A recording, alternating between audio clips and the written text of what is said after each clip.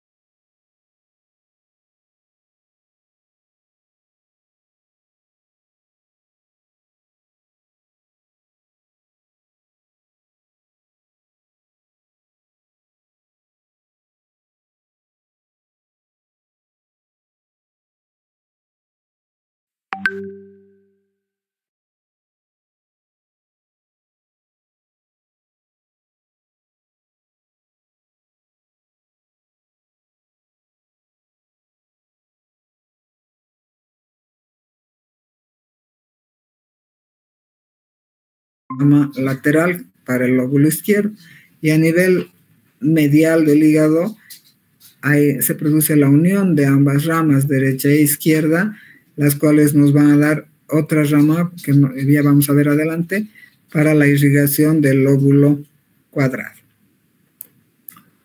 Bien, dentro de lo que es el drenaje linfático, el hígado tiene un drenaje linfático muy rico que va a drenar hacia los órganos vecinos, ¿no? Entonces tenemos varios puertos ganglionares, como los ganglios gástricos izquierdos, los ganglios mediastínicos, los ganglios celíacos, hepático, cístico, frénico y los aórticos, de acuerdo al territorio donde van a llevar su linfa. Dentro de lo que es la parte ligamentaria y su importancia en la anatomía quirúrgica del hígado, vamos a hablar de lo que es el ligamento falciforme. Este es un ligamento que va a dividir el hígado en dos lóbulos, ¿no? Un lóbulo derecho y un lóbulo izquierdo. Anatómicamente esta división es incorrecta, pero cada lóbulo tiene una arteria hepática y una vena porta. Solamente sirve para resecciones hepáticas muy simples. La que sí nos va a dar cierta importancia es la cisura portal que va a formar la línea de Cantley. La línea de Cantley en el lóbulo derecho va a dividir en un lóbulo anterior y uno posterior. y en el lóbulo izquierdo va a hacer que se divida en un sector medial y lateral. Esta línea de Cantley nos es útil para realizar resecciones sencillas, pero no es una división que sirve para la anatomía segmentaria del hígado. Dentro de la parte funcional, seguiremos con la cisura principal. La cisura principal contiene la vena hepática media en un trayecto anteroposterior que va desde la fosa cística hasta el borde izquierdo de la vena cava y divide al hígado en dos hemihígados, ¿no? Es lo que habíamos visto como línea de Cantley. En el hígado derecho tenemos el sector anterior con los segmentos 5 y 8 y el sector posterior con los segmentos 6 y 7. La fisura umbilical, que corresponde al ligamento redondo, no contiene venas. En esta va a pasar la vena porta, la arteria hepática y el conducto biliar izquierdo. Como habíamos dicho, ¿no? Si hacemos la división por el ligamento falciforme, cada hemihígado contiene una vena porta, una arteria hepática y un conducto biliar.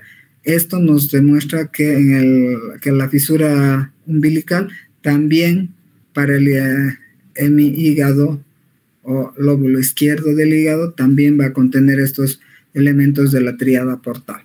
En el hígado izquierdo vamos a tener dos segmentos, ¿no?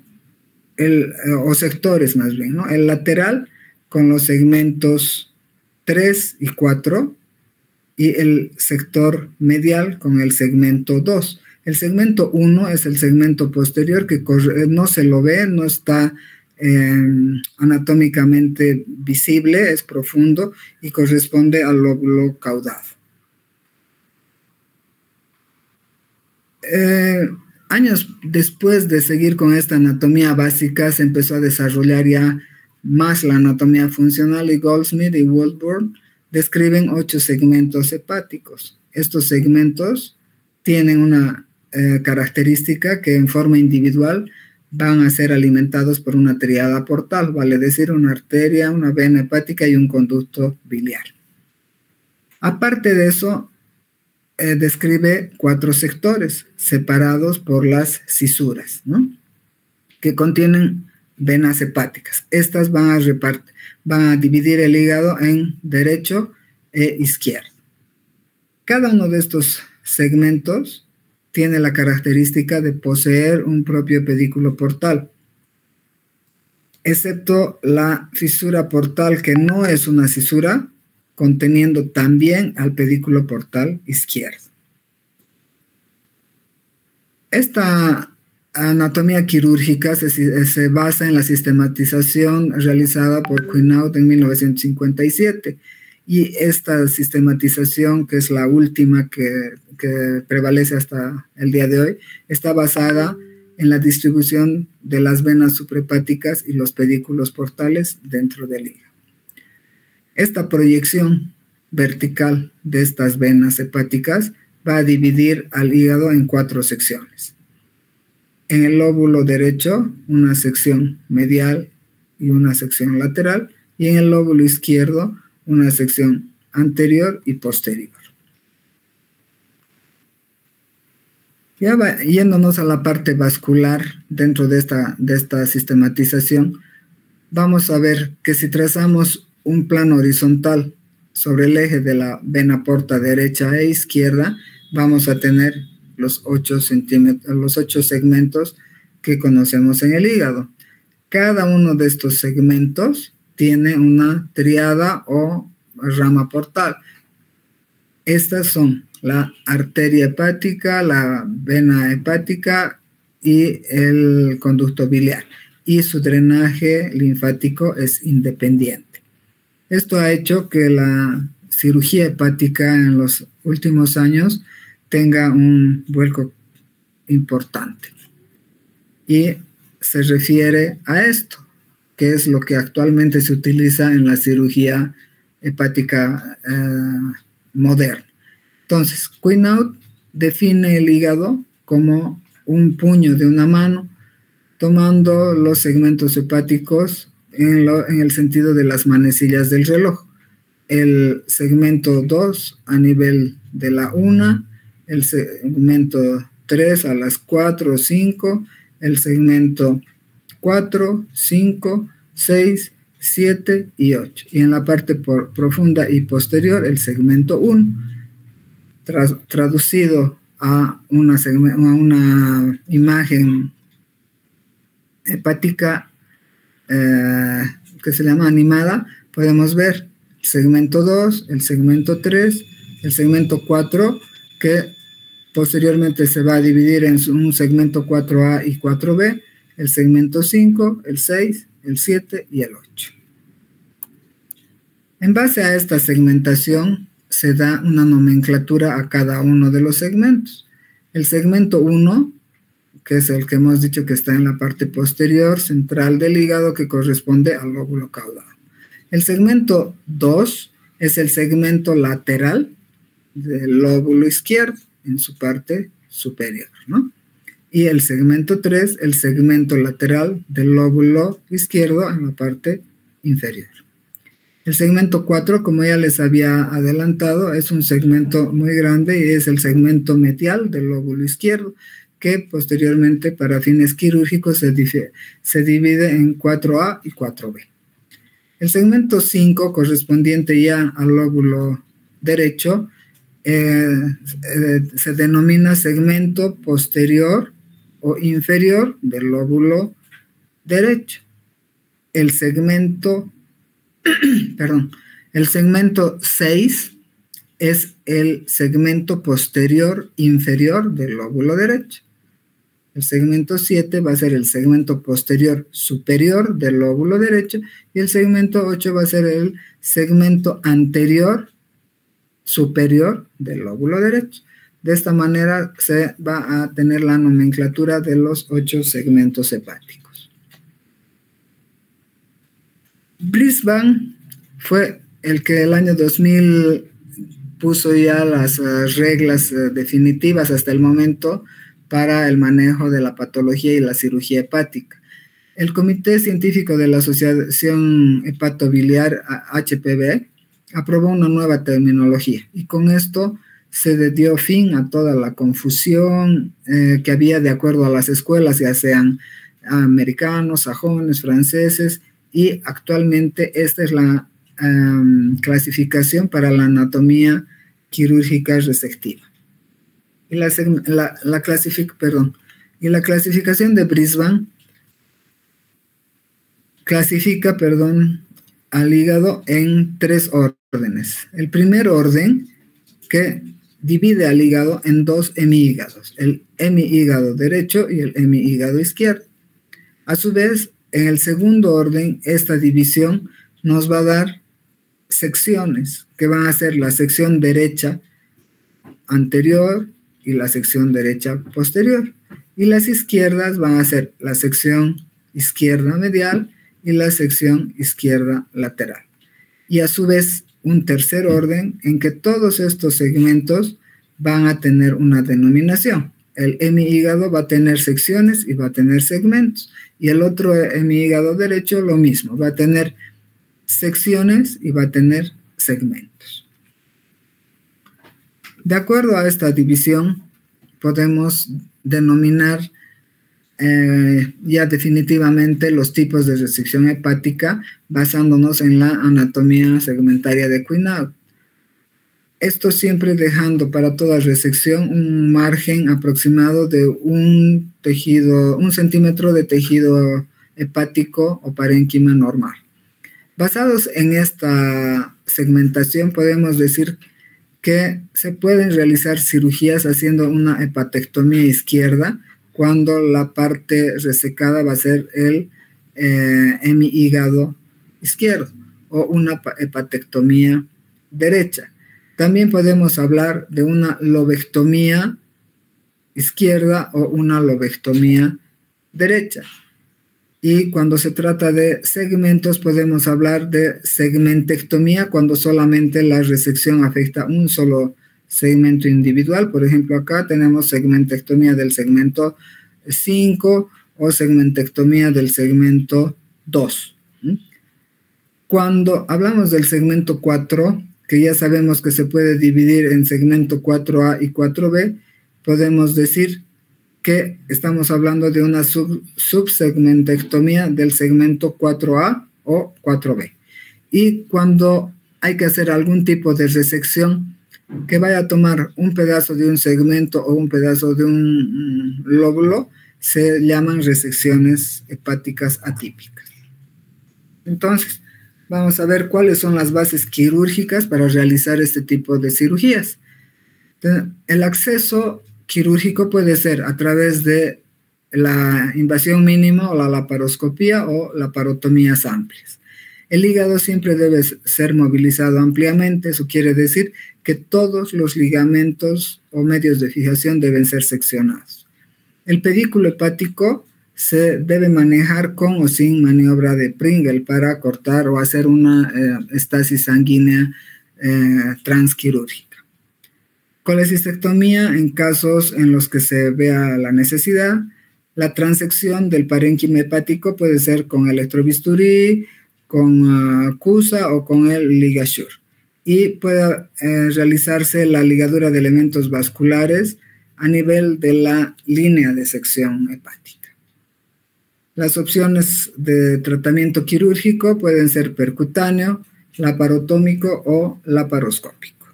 En cuanto al hígado, eso es todo lo que les voy a explicar el día de hoy. Y la parte de la vía biliar, en cuanto a la anatomía, podemos decir que la vía biliar es un conducto, un conjunto de ductos intra y extrahepáticos, a través de los cuales discurre la bilis que se forma en el hígado hasta la segunda porción del duodeno, donde desemboca a nivel de la ampolla hepatopancreática. Estos conductos, tanto el derecho o el izquierdo, tienen su formación desde conductos muy pequeños que son los conductos segmentarios. En el conducto hepático derecho vamos a tener la unión de los conductos segmentarios y al unirse estos conductos van a dar conductos biliares sectoriales. En el lado derecho vamos a tener un ramo anterior y un ramo posterior. El ramo anterior va a drenar a los segmentos 5 y 8 y el ramo posterior a los segmentos 6 y 7, ¿no? Y en el lado izquierdo, la parte inicial es la misma fusión de los conductos sectoriales que nos van a dar un ramo anterior para el segmento 4 y un ramo lateral que nos va a drenar el segmento 2 y 3. La vía biliar intrahepática está formada por conductos biliares segmentarios y sectoriales, y la extrahepática está formada por la unión de estos dos conductos, que son el conducto hepático derecho e izquierdo. La unión de estos nos va a dar la vía biliar principal, que hasta unirse con el conducto cístico se llama conducto hepático común. Posterior a la unión con el conducto cístico, la vía biliar principal, o también conducto colédoco, va a desembocar en la segunda porción del duodeno, y además podemos apreciar la presencia de la vía biliar accesoria o conducto de Santorini. Los conductos hepáticos, tanto el derecho o el izquierdo, van a formarse, se van a unir a 2 o 2 centímetros y medio a la salida del parénquima hepático, y se van a confluir en lo que se denomina el conducto hepático común. Estos conductos tienen ciertas características, ¿no? El conducto hepático izquierdo es un conducto más anterior, más longitudinal, llega a medir 1.7 centímetros, a diferencia del derecho, que es es posterior y es más corto, ¿no? Llega hasta 0,9 o 1 centímetro. La la unión o la fusión de estos conductos nos va a dar el conducto hepático común, que tiene una longitud que varía entre unos 5 a 3,5 centímetros, y al unirse con el conducto cístico nos van a dar el conducto colédoco. La vía biliar tiene muchas anomalías que son la causa de que la cirugía de la vía biliar sea tan compleja y con morbilidad muy importante. Estas anomalías en la vía biliar se dan por el nacimiento de estos conductos o la emergencia que estos tienen. Por ejemplo, aquí tenemos una unión del conducto hepático común que está muy baja, ¿no? En este otro caso es a la inversa. Prácticamente el conducto cístico se une al hepático común, pero aquí, si ustedes observan, la longitud de 3 centímetros del conducto cístico está por mucho menor, ¿no? Aquí, a la inversa, la unión del conducto cístico, que habitualmente tiene que ser a este nivel, pero por la parte delantera, se encuentra muy superior. Estas alteraciones hacen dificultosa la cirugía de la vía biliar. En este caso, por ejemplo, el conducto cístico está ausente, ¿no? La vesícula, el cuello vesicular, desemboca directamente en la vía biliar, ¿no? Y en estas dos otras variaciones tenemos un conducto cístico en espiral, uno que va a desembocar pasando por delante del conducto colédoco, y en el otro caso la desembocadura es posterior. Bueno, el día de hoy ese es el tema. Agradezco su atención y los espero el día miércoles para la tercera clase. Muchas gracias.